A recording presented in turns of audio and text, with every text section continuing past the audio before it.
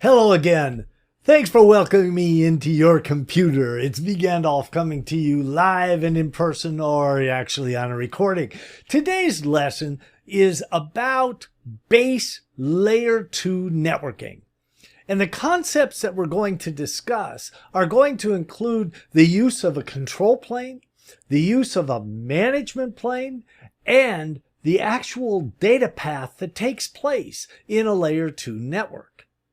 You want to see something? I want to show you something. Okay? I am going to show you a construct that's set up here with a hub. Okay, some of you may not remember hubs, but hubs were around many years ago. And a hub had a very, very special place. Matter of fact, somebody named Carlton Julian said to me in one of my classes, "Do you know what you get when you connect two hubs together?" And I said, "Well, an extended network." He said, "No, a hubba network." Oh, yikes. Sorry, guys. I couldn't help it. You can blame Charlton on that. Anyway, the hub was used to connect individual computers to the network, and they would have their own special connectivity, and when they were connected, the link light would light up, and you could kind of see the link lights on this drawing that had lit up. Okay, it's a good thing. Now, what a hub did, and kind of why we got away from hubs and moved towards switches, was if I wanted this machine to send a message to that machine, it would obviously go to his interface. However, from that interface, the hub would send the traffic to each and every interface. Whoops, I got one that I goofed, because he didn't actually go to that one. What do you mean, didn't go to that one? I mean, he didn't go to that one. Why not? Well, you see, the cable's broke. I know, I can be silly, but the cable's broke. The link light's not on. Okay, so it would send it to everybody, including that printer, including the other four machines that really had no reason to want that information. Okay, so that's what hubs did. They were a physical connection. If you went through my OSI model, you know that's layer 1. They just were a layer 1 connection. Take the electricity that comes in via the RJ45 interface and send it out to everybody. No thought. No thought. Okay? That's what a hub did. Now, watch this. In the magic of video, no magic. I'm just going to scroll this up a little bit and replace that hub with a switch. Well, it's him. They don't look any different. Boy, you're observant.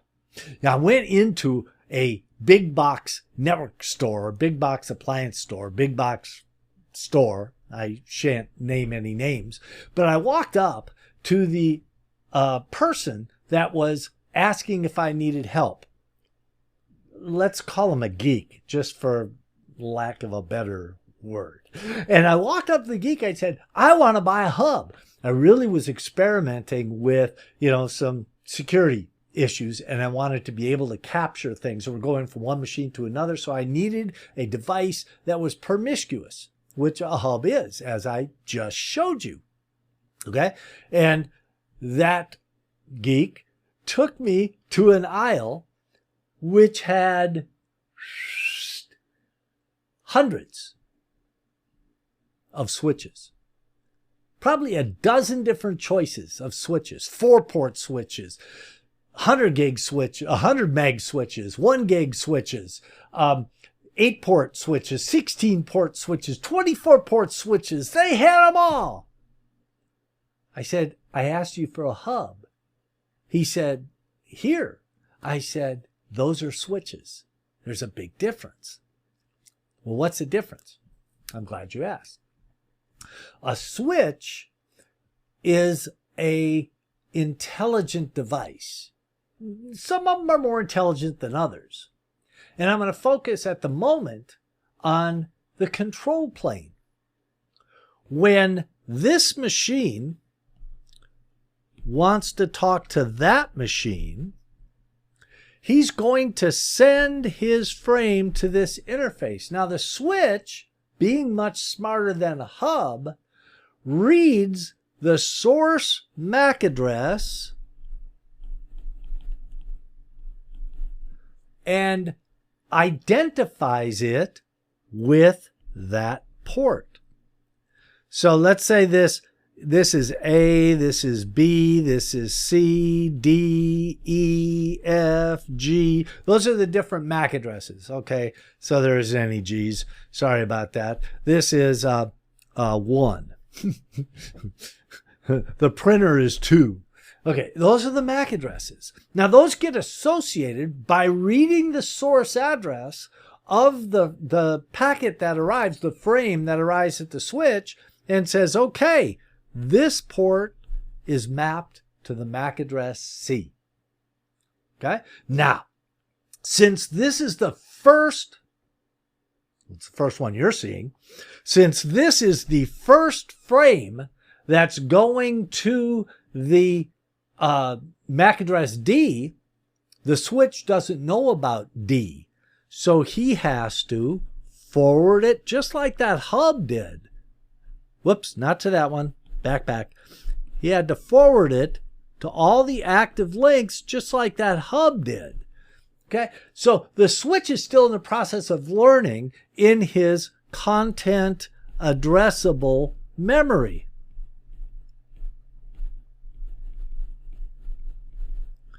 Wow, scribbling. Okay, he puts it in his RAM. And he's mapped C to interface 3. But he doesn't know where D is.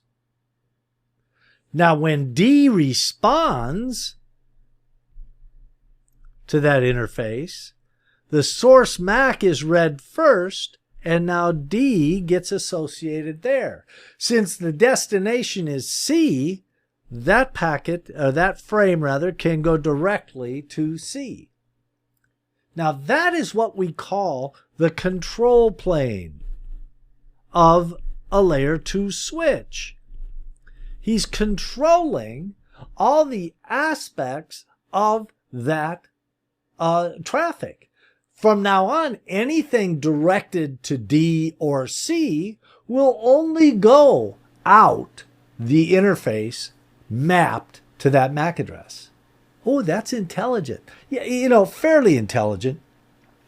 They come up and they say, this is what I want to do. And you go, well, that's really special. I want you to do it too. And then he says, yeah, but I can only do that if I'm a switch. I can only do that if I understand a little bit about the control plane. The next aspect of layer 2 networking that I just kind of want to just generalize and get a basic feature is the idea of the management plane. Management plane is generally handled through some sort of interface. Maybe it's an iOS, maybe it's a GUI, maybe somehow it's command line, but I'm telling the switch how I want it to behave. And one of the most common methods of switch enablement is the idea of a VLAN.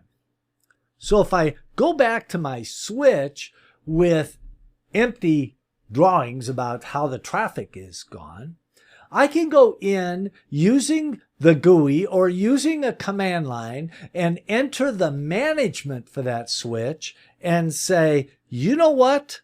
I want these guys in VLAN 10. And these guys in VLAN 20. Oh, I want to change that. I'm going to change that. This is 10. I'm going to change it to these guys. To VLAN 20. Why did I not want the printer, I need to make this port right here what we would call a trunk port to enable multiple VLANs 10 and 20, to be available so that all of these computers could print to that printer. Well, how are they going to know all that? Through the management plane, we group the interfaces together and associate them with a virtual LAN. So instead of having to buy another switch, I've got one switch that I can use for both of the networks that are in question. And because I can trunk the ports, allowing specific VLANs, voila, the printer can be used by all the machines. Okay, that's real basic layer 2 functionality and real basic discussion of the management plane, where the interface defines VLANs, the control plane, where the switch operating system automatically associates a MAC address with an interface, and what we call the data plane is that traffic moving from one place to another in an orderly, defined method. That's layer 2 networking.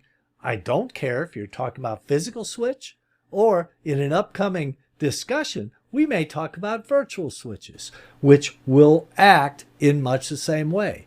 Remembering that I need to define it through the management plane, allow the workings to be designated by a control plane, and move the data across the data plane. That's what we mean by layer 2 networking. Thanks for joining me. Put a little like on there.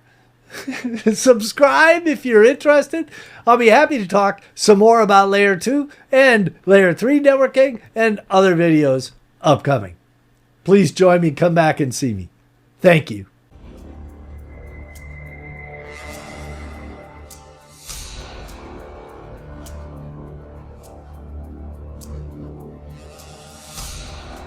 The down off the Mr.